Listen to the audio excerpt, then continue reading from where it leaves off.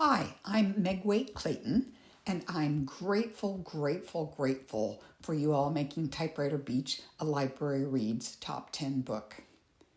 I first began to imagine myself as a writer one summer between the 5th and 6th grades thanks to a library reading contest and some wonderful librarians who put books like A Wrinkle in Time and To Kill a Mockingbird in my hands. I just moved from Chicago to Sierra Madre, California, to a neighborhood without other children, and I survived those lonely months by reading these books in which I found myself, the way I now hope readers will find themselves in my novels. You don't have to look hard on the internet to find various essays I've written about that summer, including one for the NPR Great American Read series.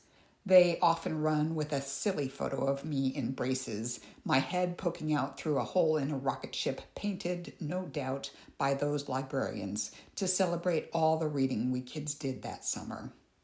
I've had such fun doing library events all over the country with my prior novels, and I'm looking forward to doing more with Typewriter Beach, a story set in 1957 and 2018 Hollywood and Carmel by the Sea about an unlikely friendship between an Oscar-nominated screenwriter and a young actress whose studio means to make her the new Grace Kelly if she can toe the line.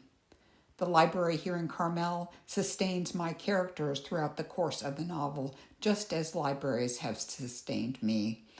Please, if I can help sustain you back in any way, especially now when library funding and reading freedom are at such risk, please just ask. And again, thank you. Top 10 with librarians doing the voting and the miracle of you all putting Typewriter Beach in readers' hands. That feels amazing.